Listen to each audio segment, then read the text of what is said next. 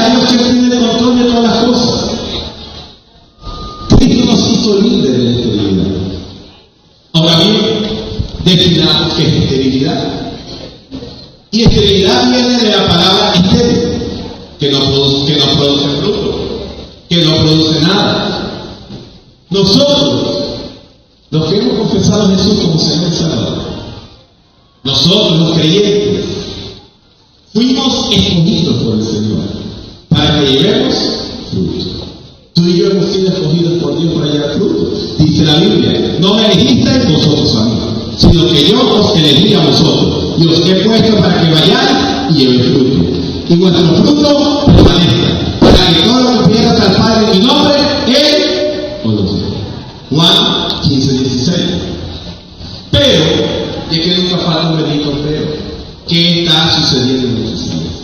¿Qué está pasando en nuestras iglesias? Que cuando nos acercamos allí, cuando vamos allí, encontramos a hermanos que no están produciendo fruto. Encontramos a hermanos sumergidos en medio de la esterilidad espiritual. Encontramos a hermanos viviendo una vida de derrota. Encontramos a hermanos casi que frustrados. ¿Por qué sucede eso? Y yo quiero hablar de algunas razones que creo que nos impiden ser fructíferos. La primera razón es el conformismo. Y el conformismo es una actitud que tienen las personas en las cuales se adapta a cualquier situación o circunstancia con excesiva facilidad.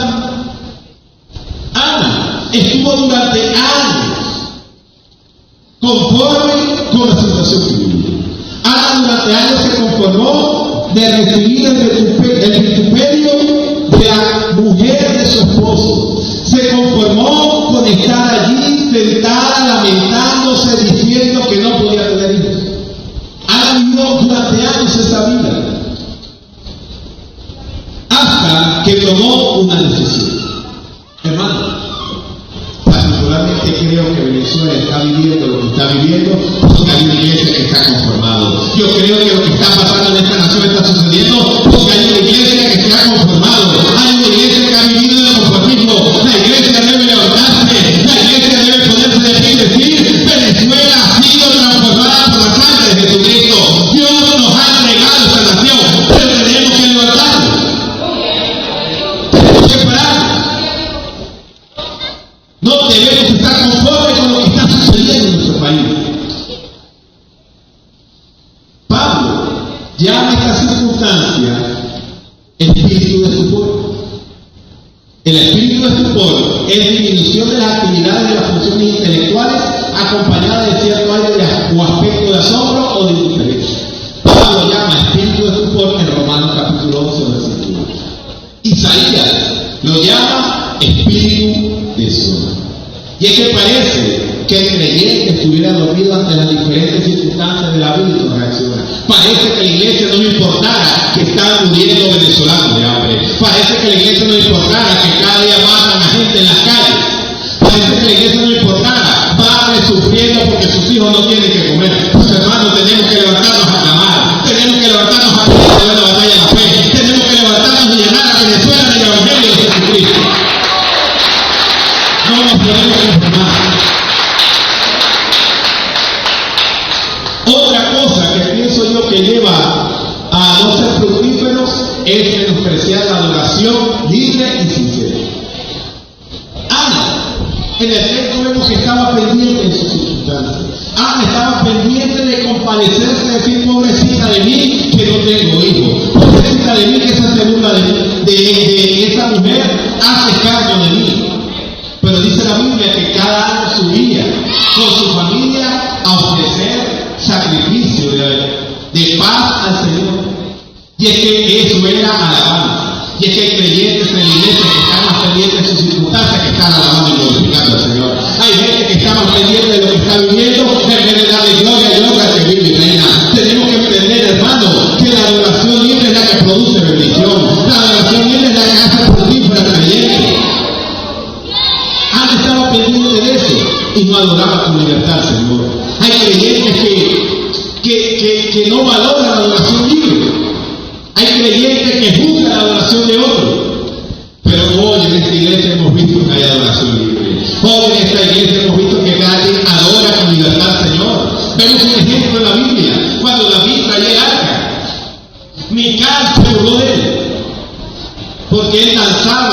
y adoraba libremente al Señor. Hay gente que no entiende que a Dios debe adorarse con libertad. Hay gente que no adora al Señor con libertad. Y los que adoran con libertad al Señor son gente fructífera. Hermano, tienes que tener una adoración libre. Tu adoración no puede ser mecánica. Tu adoración no puede ser restringida. Tienes que adorar con libertad, con todo tu cuerpo, con todo tu ser, con todo tu alma. Dios que te ha restituido y te ha dado vida eterna. Tienes que adorar con libertad.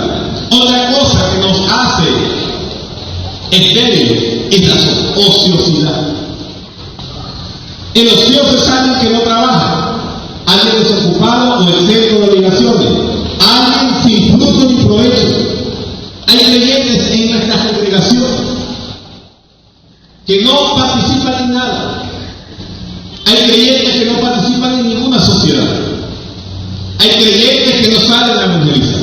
Hay creyentes que no participan en grupos familiares. Hay creyentes que se conforman simplemente con venir domingo y domingo a este lugar, a la iglesia, y creen que con eso basta. Y no, hermano. Tienes que participar para poder dar fruto. Tenemos que negarnos a nuestros deseos y morir al yo para poder producir fruto. Dice la Biblia que la semilla no cae al suelo y no va a producir fruto.